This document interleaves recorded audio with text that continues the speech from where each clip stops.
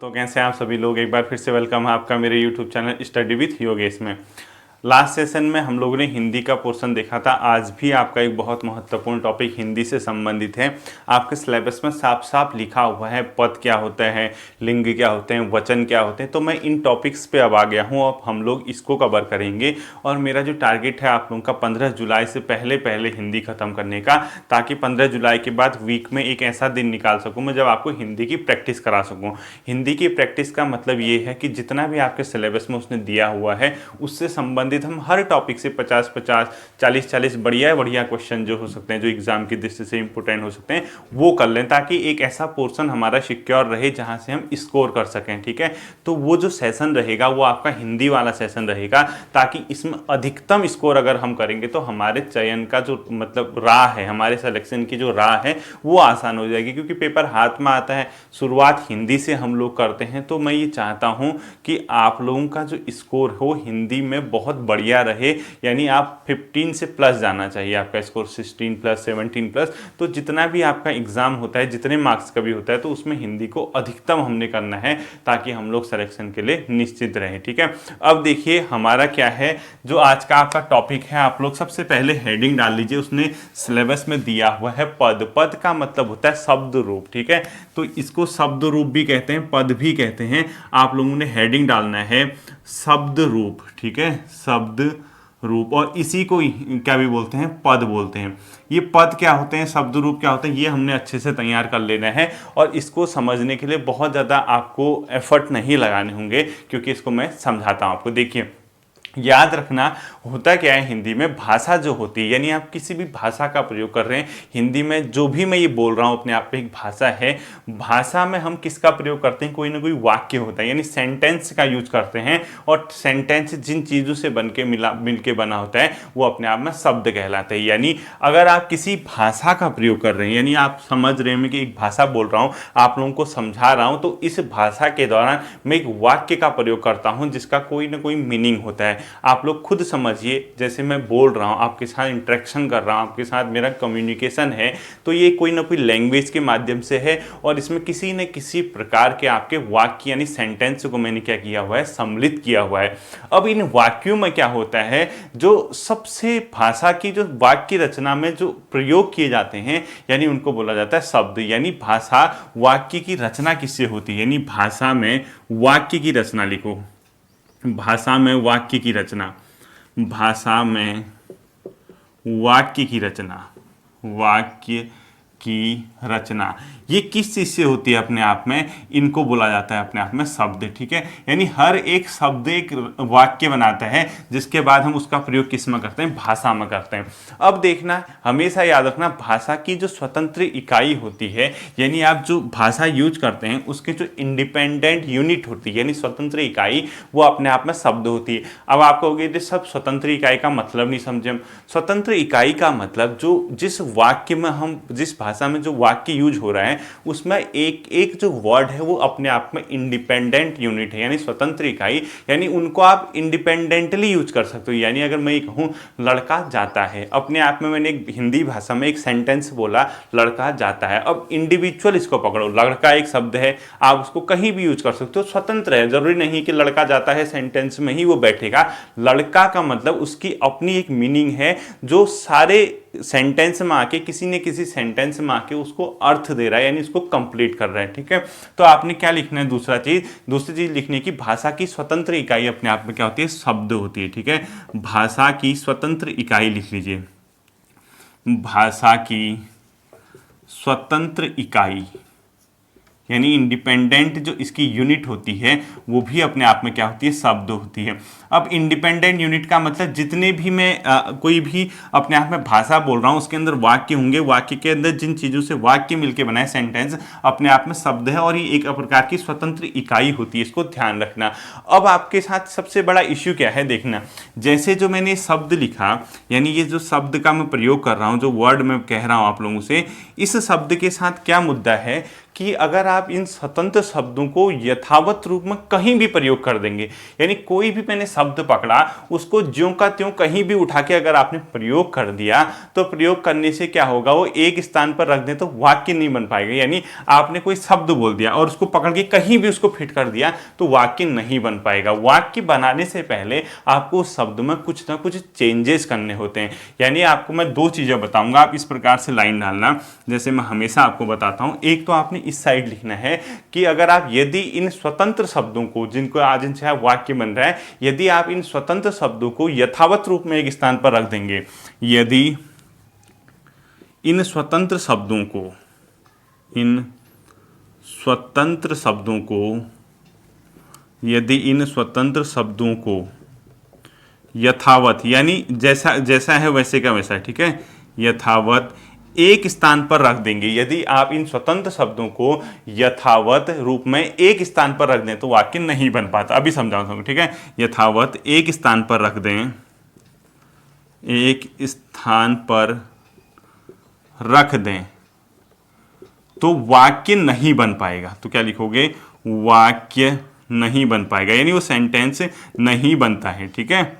तो इसका मतलब ये हुआ, अभी मैं जब समझाऊंगा आपको आप समझ जाएंगे, ठीक है। इसका मतलब हुआ हमने इन शब्दों के साथ कोई ना कोई हेरफेर, कोई ना कोई चेंजेस करने हैं। यानी वाक्य में प्रयोग करने से पहले शब्द को हमें क्या बनाना पड़ता है, चेंज करना पड़ता है, तो उसी को बोला जाता है पद। तो यहां लिखो, वाक्य को, वाक्य में शब्द को प्रयोग करने से पहले, शब्द को प्रयोग करने से पहले, यानी उसका यूज करने से पहले उसको शब्द बनाना पड़ता है, ठीक है, मतलब पद बनाना पड़ता है। प्रयोग करने से पहले, प्रयोग करने से पहले उसको क्या बनाना पड़ता है, पद बनाना पड़ता है, उसे पद बनाना पड़ता है, पद बनाना होता है।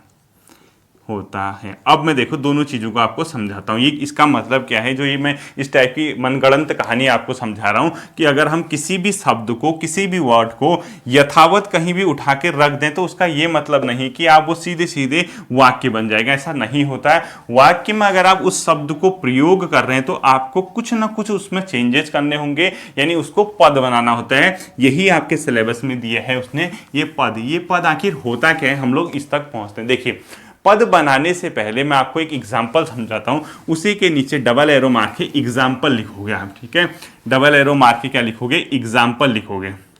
देखिए एग्जाम्पल में आपको क्या लिखना है, सीधे सीधे बता रहा हूं आप लोगों को, बच्चा डंडा कुत्ता मारा, ये लिखो। आप लोगों ने देखिए, आप लोग देखिए एग्जाम्पल लिखना, आप क्या लिखोगे, बच्चा डंडा कुत्ता मारा, ठीक है। अब आप लोगों ने क्या करना है, ये मैंने एक एग्जाम्पल लिख दिया, ये सब के सब क्या है, एक शब्द हैं। अब मैंने क्या कहा, शब्द अपने आप में स्वतंत्र हो सकते हैं, इंडिपेंडेंट हो सकते हैं, क्योंकि बच्चे का अपना मीनिंग है, डंडे का अपना मीनिंग है, कुत्ते का अपना मीनिंग है, या मारने का अपना मीनिंग है। लेकिन अगर आप इसको किसी सेंटेंस में प्रयोग करोगे, उठा के रख दोगे, क्या आपको लग रहा है कि सेंटेंस बना? मतलब ही नहीं होता कि आप इसको सेंटेंस बना कहेंगे, क्योंकि ये बच्चा डंडा कुत्ता मारा कोई भी प्रकार का सेंटेंस नहीं होता है। तो आपको इसको सेंटेंस बनाने के लिए, वाक्य बनाने के लिए मैंने आपसे कहा कि इसमें क्या करना होगा, पद बनाने होते हैं। अब वो पद बनाने का मतलब होगा इसमें कोई ना कोई चेंज करना होगा। तो इसको मैं इरेज कर रहा हूं, देखना चेंज का मतलब क्या होता है, उसमें आपको जो चेंजेस करने हैं वो क्या होगा। देखो मैं आपको समझा रहा हूं, इसका सही सेंटेंस क्या होगा, बच्चे ने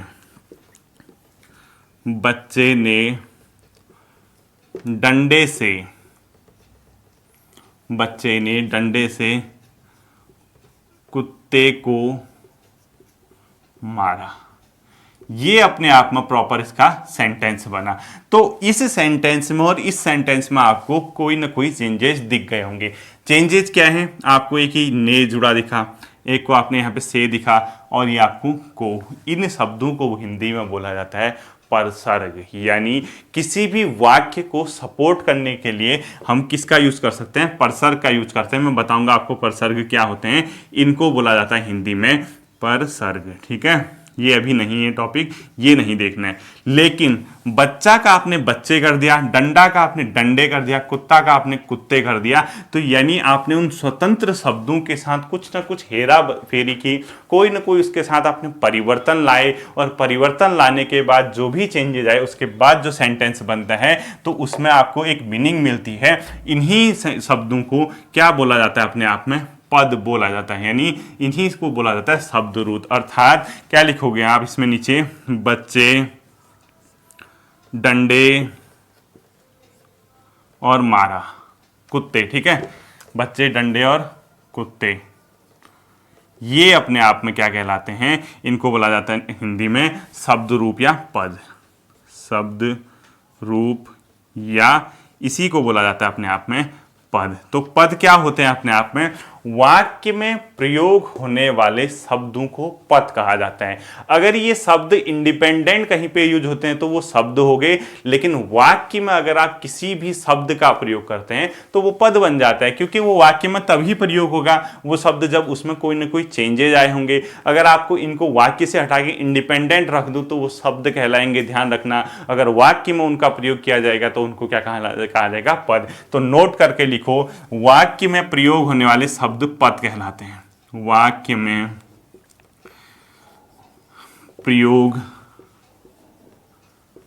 होने वाले शब्द, वाक्य में प्रयोग होने वाले शब्द क्या कहलाते हैं अपने आप में, पद कहलाते हैं। कुछ भी नहीं है पद, जब आपको शब्दों को, मतलब इसको ब्रैकेट में शब्द रूप लिख देना, ठीक है, जब आप शब्दों को किसी भी वाक्य में प्रयोग करते हैं तो अपने आप में क्या बन जाता है, पद बन जाता है, ठीक है। मेन चीज ये थी, आगे देखना इससे क्या होता है। मेन चीज आती है कि इससे आखिर क्वेश्चन क्या पूछ सकता है। देखो, जैसा कि उससे सिलेबस में दिया है पद, ठीक है, पहली बात इसकी डेफिनेशन को आप लोग ध्यान रखेंगे, आप ये लिख देंगे। पहला क्वेश्चन आपसे ये पूछा जा सकता है कि वाक्य में प्रयोग होने वाले शब्द क्या कहलाते हैं, तो सीधे सीधे आंसर बता देना, पद कहलाते हैं। बिना पद मतलब जैसे कोई अगर आप शब्द है उसमें अगर आप चेंजेस नहीं करेंगे और उसको किसी वाक्य या सेंटेंस में प्रयोग कर दिया तो पद या शब्द रूप नहीं कहलाता है। अब मेन चीज आती है कि सर ये बनेगा कैसे, हम इसमें क्या चेंजेस करते हैं, आखिर इसमें ऐसा क्या होगा, कैसे हम ये पता करें कि इसमें चेंजेस आ रहे हैं, तो वही मैं आपको अब समझाना चाह रहा हूं। तो इतना आपके समझ आया होगा। तो नेक्स्ट चीज आपको ये लिखनी है कि हिंदी में हमेशा याद रखना, पहले पद बनाने वाले प्रत्यय लगाए जाते हैं, यानी जो शब्द होते हैं उनके पीछे कोई ना कोई प्रत्यय लगाए जाते हैं। और प्रत्यय क्या होता है, जो शब्द के पीछे लगते हैं, जैसे उपसर्ग होता है वो शब्द के आगे लगते हैं, और प्रत्यय क्या होता है, शब्द के पीछे जिसको लगाया जाता है। तो हिंदी में हमेशा याद रखना, कोई भी शब्द है उसके पीछे कोई ना कोई प्रत्यय लगेगा, उसके बाद उस प्रत्यय शब्द को हम कहाँ यूज करेंगे, किसी सेंटेंस में यूज करेंगे, तब अपने आप में पद बनता है, ठीक है। तो इनको ध्यान रखना। तो नोट करके लिखो, आपने नोट करके लिखना है ऐसे, हिंदी में पूरा नोट करके लिखना, हिंदी में पहले पद बनाने वाले प्रत्यय लगते हैं। हिंदी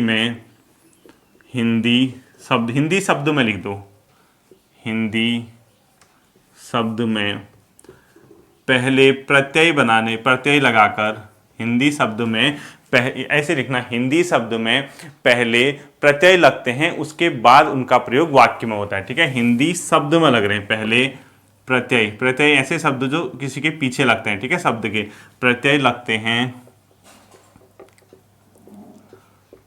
तब उनका प्रयोग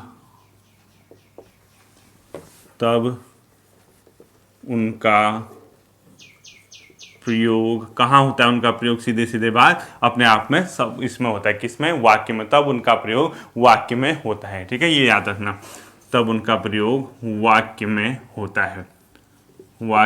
होता है, लिख दो। तो ये चीजें थी मेन प्रत्यय से, ठीक है। अब जैसे ये प्रत्यय जो लगते हैं वो कैसे लग सकते हैं देखना, इसका एग्जाम्पल मैं समझाता हूँ। जैसे मैंने लिखा, यहाँ पे क्या लिखा, लड़का एक शब्द है, अगर मैं इसमें इस लड़का शब्द को किसी वाक्य में प्रयोग कर रहा हूं तो इसके पीछे कोई ना कोई प्रत्यय लगेगा। उस प्रत्यय का नाम जैसे मैंने यहाँ पे ए लगा दिया, यानी इसके पीछे क्या जोड़ दिया, ए जोड़ दिया, तो ये अपने आप में क्या बनेगा, लड़के बन जाएगा। क्या बनेगा, ये लड़के, ठीक है, यानी ए प्रत्यय लगने से क्या हो गया, लड़के बन गया। अब ये लड़के को सेंटेंस में यूज करो, लड़के को बुलाओ, लड़के को बुलाओ। अब इसका याद रखना आप लोग, ये जितने भी चीजें हैं इस वाक्य में, इसको ये प्रसर्ग है, बाकी जितने भी हैं अपने आप में क्या हो गया, सीधे सीधे शब्द रूप या पद। यानी अगर ये लड़का शब्द आप मतलब ऐसे ही यूज करते उठाते तो कैसा होता, लड़का को बुलाओ, सेंटेंस गलत हो जाता, यानी आपका एक प्रॉपर तरीके से नहीं बन पाता। तो आपने इसमें क्या कर दिया, एक प्रत्यय लगाया और उसके बाद उसका रूप बदला, लड़के हो गया, और लड़के को बुलाओ, इसका क्या हो गया, अपने आप में सेंटेंस बन गया। ठीक है, ऐसे ही अगर मैं ओ लगा दूं, यानी लड़का के पीछे ओ लगाऊं, लड़का प्लस ओ, तो ये क्या हो गया, ओ प्रत्यय लगने के बाद लड़कों हो गया, यानी लड़कों को बुलाओ हो सकता है, यानी इसका सीधा सीधा लड़कों को बुलाओ। ठीक है, लड़कों हो गया, तो इसमें क्या बन जाएगा सेंटेंस, लड़कों को बुलाओ, लड़कों को बुलाओ। ये अपने आप में क्या हो गया, एक प्रकार का पूरा ये एक एक चीज क्या होगी, अपने आप में पद हो गई, जबकि ये अपने आप में क्या हो गए, शब्द हो गए। यानी कोई ना कोई इसमें क्या होता है, प्रत्यय का यूज हो सकता है। तो सीधे सीधे हम ये कह सकते हैं वाक्य में प्रयुक्त शब्द क्या कहलाते हैं, पद कहलाते हैं। तो इसका टोटल कंक्लूजन हमने ये निकाला, वाक्य में प्रयुक्त शब्द, यानी कोई भी वाक्य है उसमें हम कोई शब्द का प्रयोग कर रहे हैं, वाक्य में प्रयुक्त शब्द ये क्या होते हैं, अपने आप में पद होते हैं और कुछ भी नहीं है।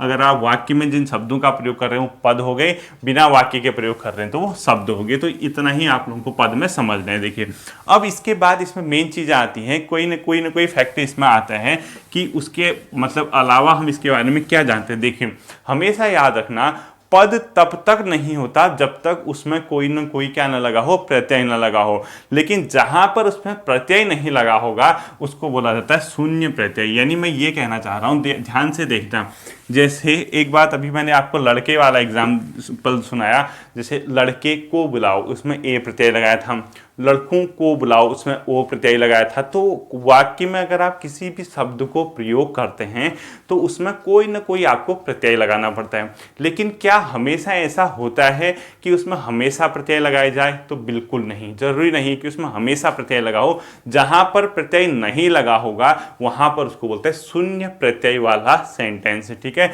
यानी इसका एग्जाम्पल क्या हो सकता है, लड़का जाता है। अब बताओ, जैसे मैंने ये लिख दिया लड़का, अब मैंने कहा कि इसमें कोई प्रत्यय नहीं लगाता हूं और सीधे एक सेंटेंस लिख देता हूं, लड़का जाता है।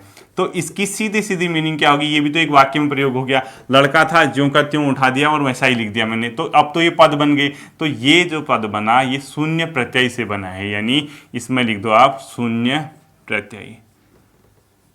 तो नोट करके आपको लिखना है, यहाँ पे नोट करके लिखो, पद में जब कभी भी शब्द के पीछे प्रत्यय नहीं लगा होता है तो उसे शून्य प्रत्यय वाला शब्द कहते हैं। ठीक है, पूरा लिखना, किसी भी वाक्य में या किसी पद में अगर प्रत्यय न लगा हो, किसी भी पद में अगर प्रत्यय न लगा हो, पद में, और पद क्या होता है, वाक्य में प्रयुक्त शब्द, पद में प्रत्यय न लगा हो तो उसको क्या बोलोगे आप लोग, शून्य प्रत्यय। ठीक है, तो ध्यान देना शून्य प्रत्यय होता है। अब क्वेश्चन पूछा जा सकता है, जैसे 4 सेंटेंस देंगे और उसमें क्वेश्चन पूछ देगा इनमें से किस एक वाक्य में शून्य प्रत्यय का प्रयोग किया गया है। ऑप्शन दे देगा, लड़का जाता है, लड़के जाते हैं, और इसके अलावा लड़कों को बुलाओ या लड़कों से को, कुछ भी इस प्रकार के हो सकता है। तो ध्यान रखना शून्य प्रत्यय किस पद में लगा है, याद रखना कि शून्य प्रत्यय कौन सा होता है, ये आप लोगों को ध्यान रखना है। ठीक है,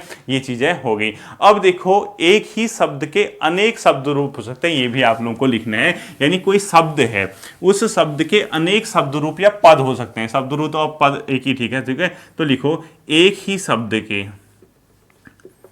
एक ही शब्द के अनेक शब्द रूप या पद हो सकते हैं। अनेक शब्द रूप या इसी को क्या बोलते हैं, पद होते हैं। ठीक है, अनेक शब्द रूप या पद हो सकते हैं। अब आप कहोगे सर ये क्या बात हुई, अनेक शब्द रूप या पद, ये हमारे समझ नहीं आया। तो यही मैं आपको समझा रहा हूं। तो ये कैसा, देखो, एक शब्द मैंने लिखा, सपोज यहां पर लिख दिया मैंने लड़का, ठीक है, और इस लड़का शब्द के अनेक शब्द रूप बनाओ। देखो ये क्या होगा, लड़के, लड़कों, ठीक है, और इस लड़के हो गया, लड़कों हो गया, या इसके अलावा लड़कों हो गया, ये सब के सब क्या हो गया, लड़कों। ये अपने आप में सब के सब क्या हो गया, एक शब्द है, इसके अनेक शब्द रूप हो गए, साफ साफ आपको दिख रहा है। ठीक है, ये हो गया। तो ये प्रत्यय जो होते हैं, जो लगे रहते हैं इनके पीछे, इन्हीं को बोला जाता है रूप साधक प्रत्यय। ठीक है, तो नोट करके लिखो, और मोस्ट इंपोर्टेंट कर देना, नोट करके लिखना, नोट करके, पद में लगे प्रत्यय, पद में लगे प्रत्यय क्या कहलाते हैं अपने आप में, रूप साधक प्रत्यय, रूप साधक प्रत्यय कहलाते हैं। ठीक है, इन्हीं प्रत्यय में जो ये इनके पीछे लगे हुए हैं किसी भी पद में, क्योंकि पद क्या होता है, वाक्य के अंदर प्रयोग होता है, और उनके पीछे जो प्रत्यय लगे होंगे, जिसमें ए लगा है, इसमें ओ लगा है, इसमें ओ लगा है, तो ये सब के सब अपने आप में रूप साधक प्रत्यय के एग्जाम्पल होते हैं। यानी रूप साधक प्रत्यय क्या कहलाते हैं, जो शब्द को शब्द रूप या पद में बदलते हैं। तो क्वेश्चन पूछेगा, शब्द को शब्द रूप में बदलने वाले, शब्द रूप मतलब पद, ठीक है, शब्द को शब्द रूप में बदलने वाले प्रत्यय क्या कहलाते हैं, रूप साधक प्रत्यय कहलाते हैं। जो शब्द को, जैसे शब्द था, ये शब्द लिखा लड़का, अब इसको शब्द रूप में कब बनाया जाएगा, जब इसको हम किसी वाक्य में प्रयोग करेंगे। वाक्य में लड़के को बुलाओ, तो इसके लड़का का रूप चेंज हो गया, कोई ना कोई प्रत्यय लग गया, ए प्रत्यय लग गया, तो ये शब्द को शब्द रूप में बदल दिया, तो इसका मतलब है ए प्रत्यय लगा के बनाया गया है, उसी ए प्रत्यय को बोला जाएगा रूप साधक प्रत्यय। ठीक है, पता लगा वहां पढ़ के गए, रट के गए, ये चीजों की ओर कभी ध्यान नहीं गया, बेहोश होकर आ रहे हो, तो ये चीजें गलत होती हैं। ठीक है, आप लोगों को ये चीजें ऐसे ही क्या करनी होंगी, समझनी होंगी। ऐसे प्रत्यय शब्द के रूप में ही परिवर्तन करता है, ना कि शब्द में। ठीक है, ये सिर्फ क्या करेगा, ऐसा प्रत्यय शब्द के रूप में परिवर्तन करेगा, पूरे शब्द में परिवर्तन नहीं करेगा। तो नोट करके एक पॉइंट लिख लो, लास्ट इस टॉपिक का नोट करके लिखो, ऐसे प्रत्यय यानी रूप साधक प्रत्यय। ठीक है, ऐसे प्रत्यय शब्द के केवल रूप में परिवर्तन करता है, यानी ऐसे प्रत्यय शब्द के रूप में ही परिवर्तन करता है, शब्द में नहीं करता है। ऐसे प्रत्यय शब्द के रूप में परिवर्तन, रूप में परिवर्तन करता है, परिवर्तन करता है, न कि शब्द में। सिंपल सी बात है, शब्द वही रहेगा लेकिन उसका रूप चेंज हो जाएगा। जैसे इसका एग्जाम्पल क्या हो सकता है, अपने आप में पढ़ना पे लिख दो, जैसे एक शब्द मैंने लिखा पढ़ना, ये सब एक ही मीनिंग होती है इसका। ठीक है, पढ़ना मतलब रीडिंग करना, स्टडी करना, तो इसमें पढ़ भी हो सकता है, अपने आप पर पढ़ना शब्द का रूप बदला है। ठीक है, और कोई अर्थ मतलब रूप में चेंज हुआ है, कोई नया शब्द नहीं बना है। पढ़ें, पढ़ो, पढ़िए, सब एक है। देखो, पढ़ें, पढ़िए, ये सब एक ही चीज है। ठीक है, ये अलग अलग चीज नहीं है, सिर्फ इसकी क्या कर रहा है, रूप में परिवर्तन कर रहा है। ठीक है, ये था आपका पद। उम्मीद करता हूं पद समझ आया होगा। अगला हेडिंग डाल लीजिए, लिंग यानी जेंडर। हेडिंग डालना है लिंग यानी जेंडर। ठीक है, ये आपके सिलेबस में दिए है, और अभी पहले ही बता देता हूं कि इससे क्वेश्चन क्या पूछा जाता है। एक तो आपका कोई सेंटेंस दिया हो सकता है, वाक्य दिया होगा, उसके नीचे हाईलाइट किया होगा, पूछेगा उपयुक्त जो सेंटेंस में हाईलाइटेड है या जिसके नीचे अंडरलाइन किया है वो कैसा है, मतलब वो स्त्रीलिंग है, पुल्लिंग है, उभयलिंगी है। इस प्रकार से क्वेश्चन पूछा जा सकता है। दूसरा, 4 ऑप्शन दिए होंगे, बोलेगा कि कौन सा एक स्त्रीलिंग है, छांटो, कौन सा एक पुल्लिंग है, ये छांटो। इस प्रकार से यहाँ पे से क्वेश्चन आता है, और इसका बहुत सिंपल सा फंडा है इसको पहचानने का, बहुत इजीली आपको ये समझ आ जाएगा। तो सबसे पहले देखिए, लिंग जो होता है इसका शाब्दिक अर्थ क्या होता है, यानी लिंग का शाब्दिक अर्थ क्या होता है, इसको बोला जाता है चिन्ह। यानी चिन्ह मतलब पहचान का साधन। ठीक है, तो लिंग का शाब्दिक अर्थ लिखिए आप चिन्ह। अब ये चिन्ह मतलब किस प्रकार का साइन होगा, यानी एक प्रकार का पहचान का साधन। अब पहचान का किस चीज के पहचान का, कि कोई स्त्रीलिंग है या कोई पुल्लिंग है, पहचान का साधन। ठीक है, पहचान का साधन लिंग, यानी एक प्रकार का चिन्ह होता है इसका शाब्दिक अर्थ, जिसका मतलब होता है पहचान का साधन। अब सबसे बड़ी चीज है कि हम इसमें क्या पहचानते हैं, यानी इसका सीधा सीधा मतलब है शब्द के जिस रूप से हमें ये पता चलता है कि कोई जो चीज है वो स्त्रीलिंग है या पुल्लिंग, यानी शब्द के जिस रूप से पता चलता है कि वो स्त्री जाति का है या पुरुष जाति का, वो क्या कहलाता है, लिंग कहलाता है। तो लिख लीजिए, शब्द के जिस रूप से यह पता चलता है, शब्द के जिस रूप से यह पता चलता है, यह पता चलता है कि वह स्त्री जाति का है या पुरुष जाति का, कि वह पुरुष जाति का है या स्त्री जाति का, ठीक है, कि वह पुरुष जाति का है या स्त्री जाति का, वो उसमें क्या कहलाता है, उसका लिंग है, ठीक है। ये ऐसा शब्द जिससे यही पता चल जाएगा कि वो पुरुष जाति का है, स्त्री जाति का, तो वो उसका क्या कहलाता है, लिंग यानी जेंडर कहलाता है। अब ये दो चीज़ों से हो सकता है, या तो क्या हो सकता है, पुल्लिंग हो सकता है या फिर स्त्रीलिंग हो सकता है, ठीक है। हमने यही पहचान करनी है कैसे इसको निकालना है, पुल्लिंग या स्त्रीलिंग। यही मेन चीज़ है हम लोगों के लिए, ये छांटना कि ये स्त्रीलिंग है कि पुल्लिंग है, यानी मेल है या फीमेल है, ठीक है। अब देखिए, आपको ये पता होना चाहिए जब कभी भी कोई वाक्य या सेंटेंस का आप यूज करते हैं, उसमें जो जेंडर होता है यानी जो उसका जो लिंग होता है, उसके अकॉर्डिंग ही क्रिया यानी जो वर्ब है वो भी चेंज होता है। तो एक नोट करके लिखो, फिर समझाता हूं मैं आपको। पहले नोट करके लिखो, वाक्य में लिंग के अनुसार क्रिया का निर्धारण किया जाता है, यानी वाक्य में क्रिया का रूप लिंग के अनुसार बदलता है। लिख दो, वाक्य में क्रिया का रूप लिंग के अनुसार बदलता है, लिंग के अनुसार बदलता है, ये ध्यान रखना, ठीक है। अभी बताता हूं इसका मतलब क्या होता है, बदलता है। इसका सीधी सीधी मीनिंग क्या है, जैसे मैंने एक वाक्य लिखा, वाक्य में कह रहा था, वाक्य लिखा मैंने, लड़का दौड़ता है, यानी क्या क्रिया कर रहा हो, किस चीज का काम कर रहा, दौड़ने की, यानी इसमें वर्ब क्या है, अपने आप में दौड़ना है, ठीक है।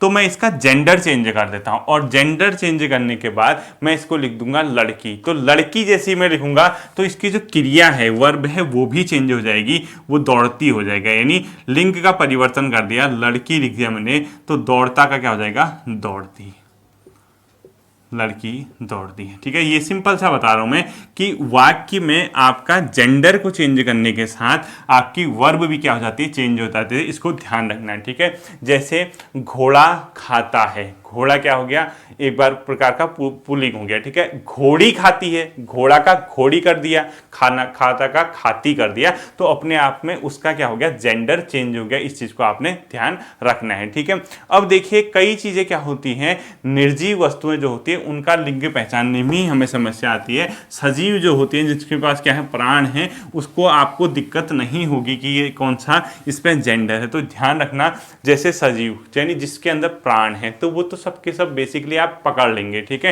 यानी इजीली आपको समझ आ जाएगा। बंदर कहूँ तो आप बंदरिया कह देंगे, कुत्ता कहूँगा कुतिया कह देंगे, घोड़ा कहूँगा घोड़ी कह देंगे, लड़का कहूँगा लड़की कहेंगे, ठीक है, पिता कहेंगे माता कह देंगे। तो इस प्रकार से जो जेंडर मतलब अपने आप में सजीव चीज़ें होती हैं, उनका जेंडर पहचानना आसान होता है। लेकिन सबसे बड़ी समस्या निर्जीव वस्तुओं के साथ होती है, ठीक है। तो निर्जीव वस्तुओं के कैसे आप लोगों को जेंडर पहचानने हैं, उसी में हमारी सबसे बड़ी समस्या है, वही मैं आपको सिखाऊंगा, और पेपर में क्वेश्चन भी आपका वहीं से आता है, ठीक है। तो सबसे पहले आप लोग लिख लीजिए, निर्जीव वस्तु की, निर्जीव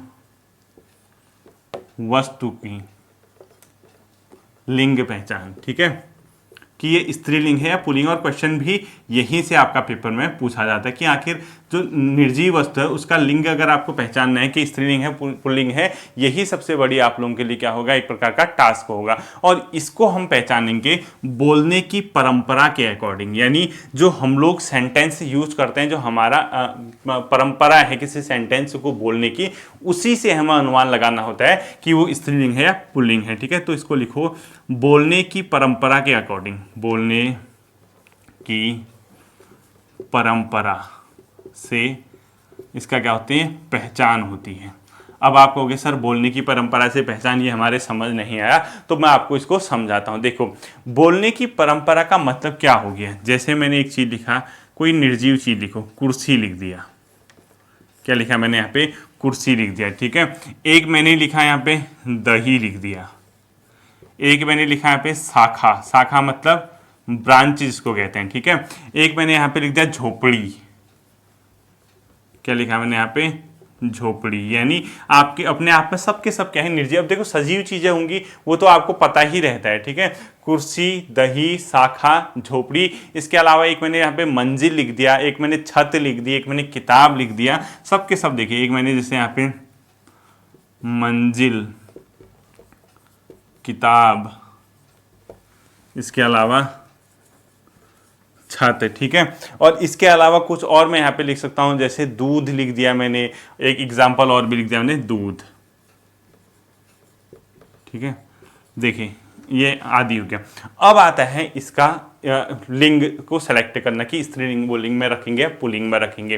पहली चीज, जो चीजें आपको आती हैं यानी जो आपको इजीली पहचान लोगे आप, वो तो कोई दिक्कत नहीं होगी, ठीक है। बंदर का बंदरिया आपको पता है, कवि का कवियत्री होता है, विद्वान का विदुषी होता है, वो तो सीधे रटी रटाई चीजें हैं, वो तो आ जाएंगी।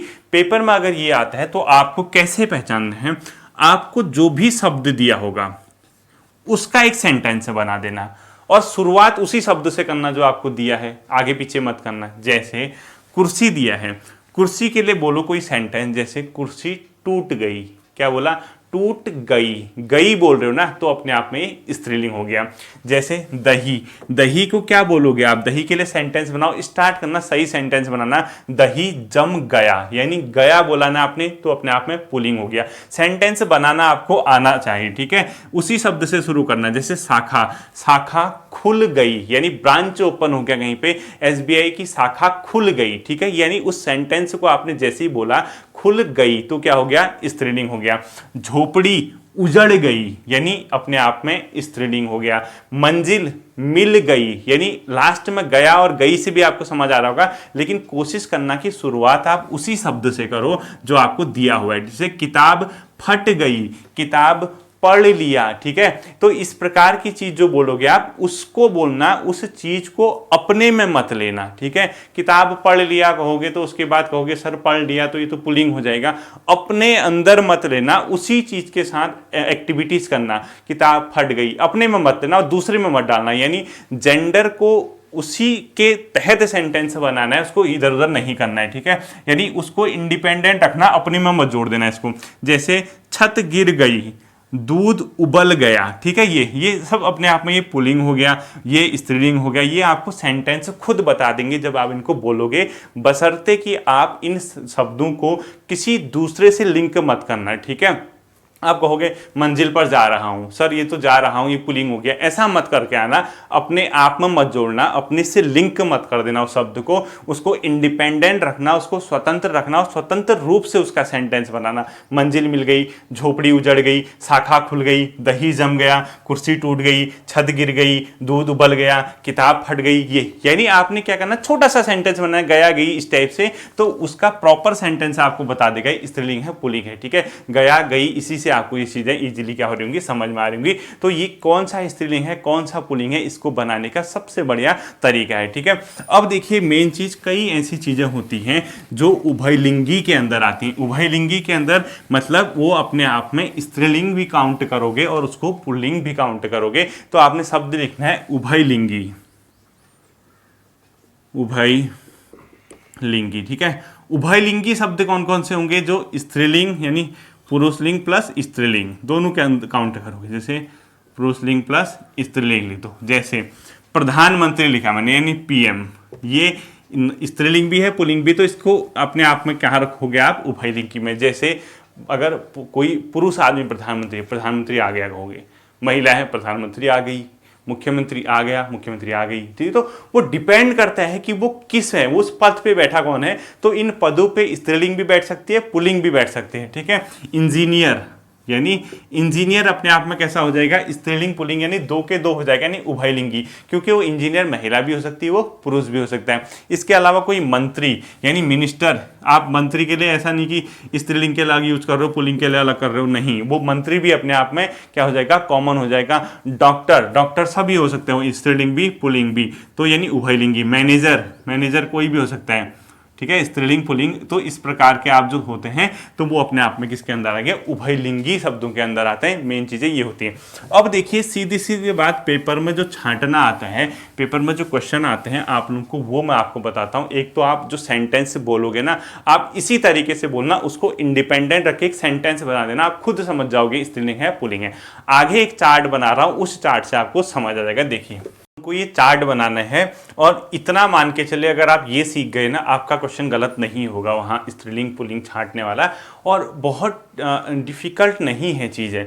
अगर आपने एक चीज़ ध्यान दी होगी, अगर जो मैंने आप लोगों से कहा, अगर आपको कोई शब्द ऐसा है जिसको समझ नहीं आ रहा, क्योंकि क्वेश्चन यही पूछता है इसमें से स्त्रीलिंग शब्द कौन सा है, इसमें पुल्लिंग शब्द कौन सा है, और वो थोड़े से अलग टाइप के ऑप्शन देगा।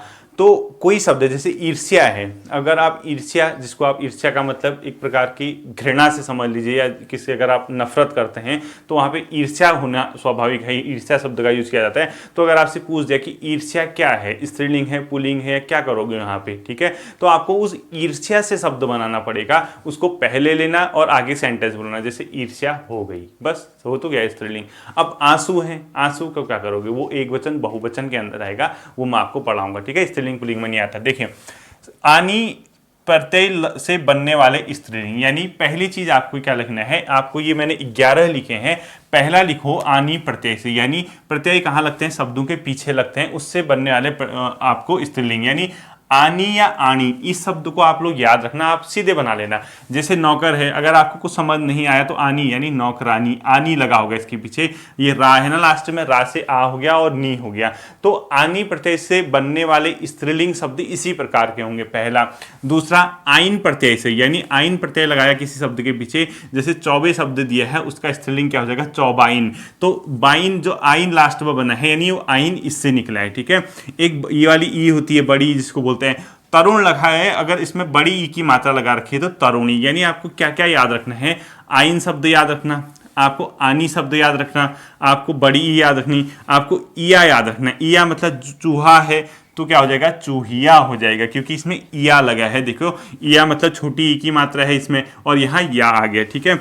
एक हो गया आपका इन, इन का मतलब जैसे पड़ोसी है तो इन लगा होगा, पड़ोसिन, सिन है ना, ये छोटी ई की मात्रा और नी। अब ये प्रत्यय क्या होते हैं मैं आपको पढ़ा चुका हूं, इसीलिए बहुत आसान हो जाता है, ठीक है।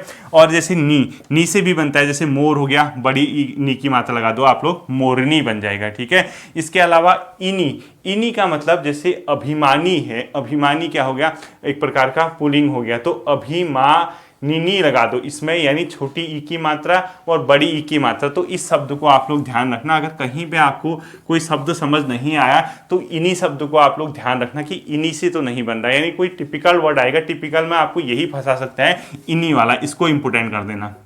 तो अगर आपको ये कहता है कि इसका स्त्रीलिंग क्या होगा, डायरेक्ट क्वेश्चन ऐसे भी पूछा जाता है कि अभिमानी का स्त्रीलिंग क्या होगा। अगर आपको देखो ऑप्शन दिए होंगे, अभिमानी आपको शब्द दिखा, अब आप ट्राई करना, आपके दिमाग में जो भी आ रहा होगा, आनी आ रहा होगा, या जो जो शब्द आनी वगैरह मत, आपको तो 4 ऑप्शन दिए होंगे ना, तो आपको इस 11 की लिस्ट में से उन 4 ऑप्शनों के पीछे के प्रत्यय देखने हैं, फिर दिमाग में जोर डालना कि कौन सा प्रत्यय सर ने उसके लिए कराया था, ठीक है। तो अगर उस प्रत्यय में याद आ गया आपको, देखो 11 याद नहीं करने, एक क्वेश्चन आएगा 4 ऑप्शन आएंगे, तो 4 पे आप प्रत्यय अलग करोगे, 4 ऑप्शन पेपर में दिखते हैं, चारों शब्दों के प्रत्यय अलग करना, उन प्रत्यय को अलग करने के बाद दिमाग पे जोर डालना कि इस चार्ट में से कौन सा प्रत्यय हो सकता है। तो इनी, अभिमानी है तो अगर आपको अभिमानिनी वहां शब्द दिया होगा तो ये छोटी ई की मात्रा और बड़ी ई की मात्रा, यानी अपने आप में इनी है, ठीक है, छोटी ई की मात्रा और नी की मात्रा। ऐसे ही इका, लेखक का होगा तो लेखिका, यानी इका कहीं पे लगा होगा तो उसका मतलब भी क्या होगा, वहां पे स्त्रीलिंग का प्रयोग किया जाता है।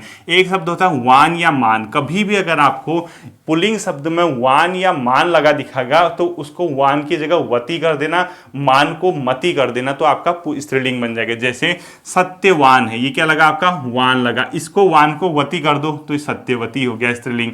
भाग्यवान, ये वान लगा रखा आपने तो इस पीछे कर दो भाग्यवती, ठीक है। ऐसे ही मति भी होता है, वो भी बन जाएगा। एक होता है आ तो बहुत इजीली हो गया, प्रियतम है, प्रियतमा, यानी आ प्रत्यय लगा रखे हैं। इसके अलावा ता में क्या होता है, ध्यान रखना ये इंपॉर्टेंट है, ता का बहुत जगह त्री हो जाता है, यानी ता जहां पे लिखा होगा ता आपका, यानी कोई ऐसा शब्द है जिसके पीछे ता लगा होगा तो ता का त्री होने की बहुत संभावनाएं रहती हैं। जैसे विधाता का विधात्री हो गया, देखो ता आया था, ता का त्री हो गया तो स्त्रीलिंग बन गया। ऐसे ही रचयिता का क्या होगा, रचयित्री हो गया, ठीक है, रचयिता का क्या हो गया अपने आप में, रचयित्री हो गया। तो इस प्रकार से ता का क्या हो गया, त्री हो गया। तो 11 के 11 आप लोग ध्यान रखना। अब आपको मैं कुछ 5 या 6 शब्द लिखा देता हूं मोस्ट इंपोर्टेंट, जिसका अपने आप में क्या पूछता है, पुल्लिंग का स्त्रीलिंग। तो मोस्ट इंपोर्टेंट लिखो शब्द, ठीक है। देखिए आपको ये बताना चाह रहा हूं, आप लोग क्या करना, इन 11 क्या करना, प्रत्यय को याद रखना। जब पेपर आएगा, पेपर में 4 शब्द दिए होंगे, चारों के प्रत्यय अलग करना और उसके बाद ये याद करना कि किस प्रत्यय से सर ने बताया था और किस प्रत्यय को लगाने के बाद शब्द मैच कर रहा है, तो आपका काम बन जाएगा। बाकी सब प्रैक्टिस पे आपका डिपेंड करता है, ठीक है। अब देखिए मैं आपको कुछ शब्द लिखा देता हूं, उसका क्या बताऊंगा, उनकी स्त्रीलिंग बताऊंगा। हो सकता है कि आपका इससे क्वेश्चन पूछा जा सके, तो मुख्य शब्द लिख लेना आप लोग क्या क्या लिखने हैं, ठीक है। पहला आप लोग शब्द लिखोगे विद्वान, क्या लिखोगे, विद्वान, पहला लिखोगे, ठीक है, विद्वान। विद्वान का जो स्त्रीलिंग बनता है अपने आप में वो बनता है विदुषी। इसको मोस्ट इंपोर्टेंट रखना, ये क्वेश्चन पूछता है विद्वान का स्त्रीलिंग क्या होगा, विदुषी। एक तो आपको ये ध्यान रखना है। दूसरा आपको जो ध्यान रखना है मेरी ओर से वो है नपुंसक। नपुंसक का स्त्रीलिंग होता है बाज, ठीक है, नपुंसक। यहां इसका क्या होगा, बाज होगा। अब मतलब आप यहाँ लिख दो पुल्लिंग, यहाँ पे लिख दो पुल्लिंग, यहाँ लिख दो स्त्रीलिंग, तो इसका क्या होगा अपने आप में बाज होगा, ठीक है। दो, इसके बाद जो अगला आता है आपका वो लिखो आप लोग साधु। साधु का होता है साध्वी, साधु का होता है साध्वी, ठीक है, ये भी आप लोगों को ध्यान रखना है। नेक्स्ट आप लोग लिखेंगे कवि, क्या लिखोगे, कवि। और कवि का अपने आप में होता है कवयित्री होता है, ध्यान रखना कवयित्री होता है, ठीक है। कवि मत कर आना, वहां पेपर में कवि लिखा होगा, आप लोग क्या करोगे, कवयित्री करना, कवि मत करना, कवयित्री करना है, यित्री करना है, ठीक है, कवयित्री ऐसे लिखना। और इसको शुद्ध शब्दों में भी आता है, इसको इंपोर्टेंट कर देना, ठीक है। इसको शुद्ध लिखो भी आएगा, ये ध्यान रखना। इसको यहाँ से पेपर में क्या देता हूँ, कवि यहाँ से लिखा होगा, यित्री लिखा होगा, या इधर से कवि लिखा होगा इसको, तो ये सेंटेंस आपको इंपोर्टेंट रखना है इस शब्द को, ठीक है। ये कवयित्री होता है, कवयित्री नहीं होता है, कवयित्री, इसको आप लोगों को ध्यान रखना है। नेक्स्ट आता है बिलाव, क्या आता है, बिलाव। बिलाव का स्त्रीलिंग बहुत लोगों को शायद नहीं भी आता होगा, इसका स्त्रीलिंग होता है बिल्ली, ये आपको ध्यान रखना है। बिलाव का स्त्रीलिंग क्या होगा, बिल्ली होगा। नेक्स्ट आता है वीर, वीर का होता है वीरंगाना, तो ठीक है, अगला लिखो वीर, ठीक। वीर का स्त्रीलिंग अपने आप में होता है वीरंगाना, यानी आप लोगों ने सुना होगा वीरंगना, ठीक है, वीरंगना, ये भी आप लोगों को ध्यान रखना है। वीर का स्त्रीलिंग क्या होता है, वीरंगना होता है, और ये भी अपने आप में क्या कर दोगा, इंपोर्टेंट कर दोगे, ठीक है, वीरंगाना, वीरंगाना करो इसको। नेक्स्ट आपको लिखना है, वीर का वीरंगाना लिखा, नेक्स्ट लिखना है आपको नेता का। नेता का क्या लिखना है, नेत्री। जो मैंने अभी ता वाले का त्री का रूल बताया था वो यही है, जैसे ये है, ठीक है। नेता का क्या बनेगा अपने आप में, नेत्री बनेगा। नेक्स्ट बनाया आपको धाता, ता वाला रूल याद रखो, जो अभी ता वाला रूल बताया था। धाता का बनता है धात्री, क्या बनेगा, धाता का धात्री बनेगा। नेक्स्ट आपको लिखना है कार्ता, कार्ता का बनता है कर्ती, कर्ता, ठीक है, कर्ता का बनता है कर्ता, कर्ता का बनेगा अपना कर्ती, क्या लिखोगे, कर्ता का क्या लिखोगे, कर्ती लिखोगे, ठीक है। ये कर्ता मतलब करने वाला, ठीक है, कर्ता या कार्ता लिखा होगा, जो भी लिखा होगा कर्ता होता है, वैसे कर्ता का बनेगा कर्ती बनता है, ठीक है। इस प्रकार से ये भी ध्यान रखना। नेक्स्ट लिखना है आपका वक्ता, वक्ता का क्या बनेगा, वक्त्री, वक्ता मतलब जो बोलने वाला होता है, वक्ता। वक्ता का स्त्रीलिंग अपने आप में बनता है वक्त्री, ये भी इंपोर्टेंट आपको करना है, ये भी बहुत लोगों को नहीं आएगा, इसको बोलना है वक्त्री, ठीक। नेक्स्ट लिखना है आपको दाता, दाता मतलब देने वाला, इसका बनता है दात्री। ये तो ताकात्री वाला रोल है ना, इसी के तहत आता है। नेक्स्ट बना है आचार्य का, आचार्य होता है, ठीक है, ये क्वेश्चन भी शायद आचार्य का, आचार्य, आचार्य का अपने आप में क्या होगा, आचार्य होगा, ये भी आप लोगों ने ध्यान रखना है। आचार्य का आचार्य करना है, ठीक है, आचार्य कर देना उसको, इसको भी इंपोर्टेंट कर देना है। और लास्ट दो लिखने, एक महान लिख दो, एक सुत लिख दो, एक महान, महान का महती होता है। एक सूत लिख दो आप, इसका अपने आप में क्या होगा, सुता होगा। ये आपका क्या होना चाहिए, सुता। और इतने ही आपको ध्यान रखते हैं इसका। अब देखो एक सेंटेंस पेपर में भी आता है, जैसे कवियत महती, मतलब अगर आप याद रखना स्त्रीलिंग के साथ लगेगा। अगर कवियत्री लिखोगे, महान कवियत्री नहीं लिखोगे, महती कवियत्री करके आएगा, ठीक है। महती आएगा स्त्रीलिंग के साथ, जबकि पुल्लिंग के साथ महान आता है। इसको ध्यान रखना। और सेंटेंस सुधारने में भी आता है कि वाक्य शुद्ध रूप क्या होगा। तो स्त्रीलिंग के साथ कभी भी महान मत लगा के आना है, ठीक है। तो स्त्रीलिंग के साथ महान नहीं लगता है, ध्यान रखना, महती लगता है। ये आपका था, इतनी चीजें आपको ध्यान रखनी है। उम्मीद करता हूं ये सेशन पद और लिंग वाला आपके समझ आया होगा। नेक्स्ट सेशन में फिर मिलूंगा आपके साथ, वचन वाला चैप्टर हम लोग कंप्लीट करेंगे। ध्यान रखिए। Thank you.